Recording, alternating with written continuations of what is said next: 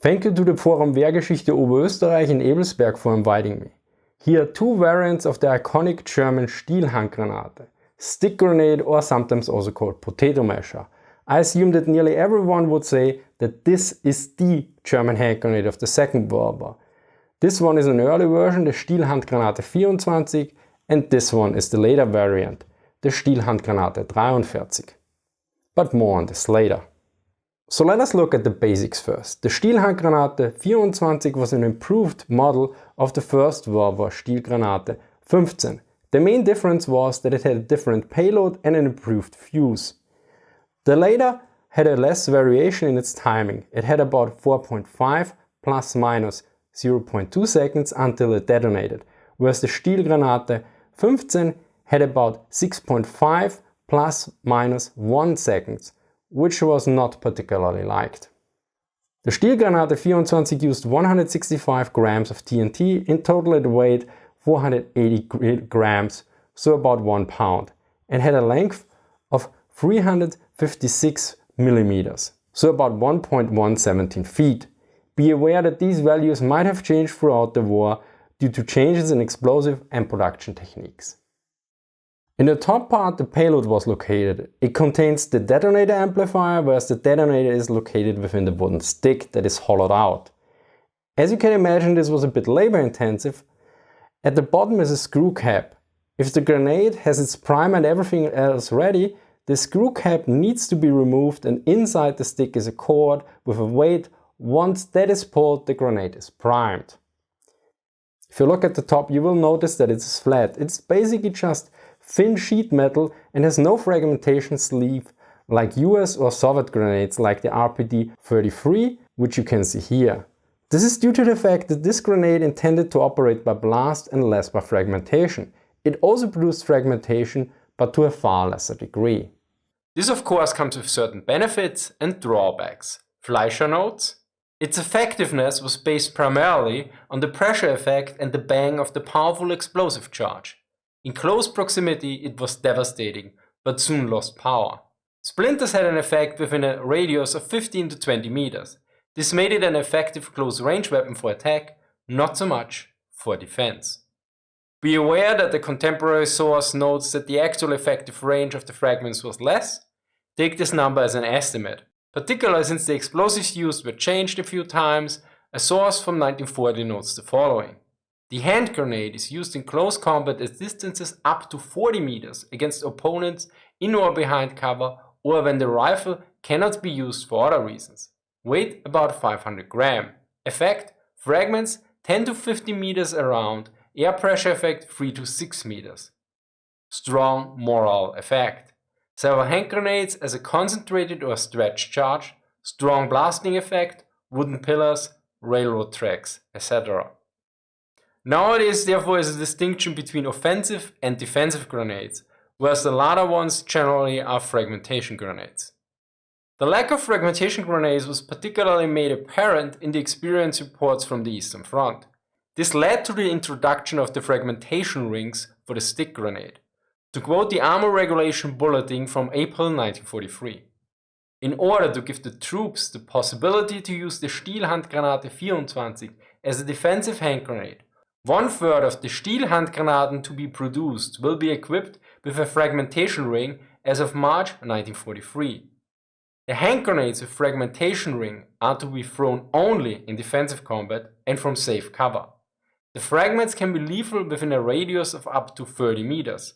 The fragmentation ring can be removed from the top of the hand grenade after the clamping ring has been removed. Be aware that the ratio of fragmentation rings was increased to 50% in October 1944. Sadly, I don't have a ring, but it could be put on top and removed. The instructions particularly noted that the ring should only be used in the Abwehrkampf, so defensive combat. According to one source, there were different variants of the fragmentation ring as well. One had pre-cut squares and another one which was basically a ring with a slit on the side. Although the ring was introduced in March 1943, it was first reported in the US publication Tactical and Technical Trends in November 1944, unless I missed something. It states, The German Army's chief hand grenade, stick type Model 24, Stielhandgranate 24, can now be converted from the offensive to the defensive or fragmentation type by fitting either of two types of fragmentation sleeves around the head. A simple slit steel band without segments, a segmented sleeve without a slit. The base has 3 spring clips which grasp the base ring of the grenade head and are maintained in position by a steel ring. So let us take a look inside. For this we use an illustration. As you can see, it is a rather simple construction. The top part was called Topf, in German literally meaning pan. This cylinder contained the explosives. The detonator amplifier is located within the top part that contains the explosives, whereas the detonator is located in the top part of the stick. The cord is connected with a lead bead and a tear-off head. At the bottom is a safety cap that is screwed on. Note that some sources note a porcelain head. I have not found out if there was a change in material over time, different production variants or other reasons for this. But what about the Stielhandgranate 43? Why was it introduced? Although there were some issues with the 1924 variant, the main problem was production cost. The 1924 variant had a drilled out stick.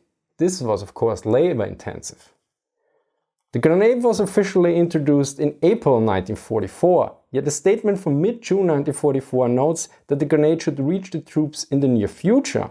Interestingly enough, here Tactical and Technical Trends reported this grenade already in December 1944, correctly noting that it could be used with and without the stick.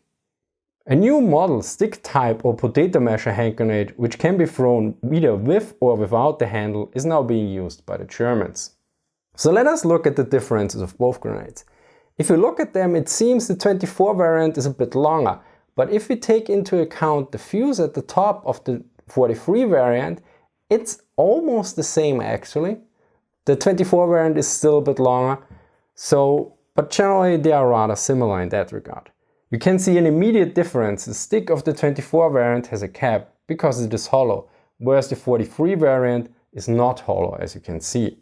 To save production time, the drilling of the stick was omitted. Since the pull cord and other parts are located in the stick, the solution was rather simple. The fuse of the egg hand grenade was used and put into the top of the 43 variant. This is the reason why the 43 variant has something sticking out, while the 24 variant has a flap top.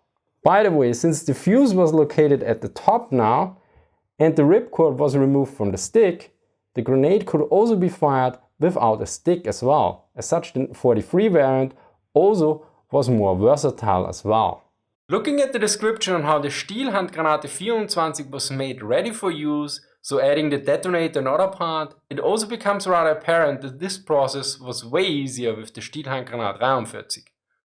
To quote the process of the Stielhandgranate 24, getting ready for use. First, unscrew the top and safety cap from the stick.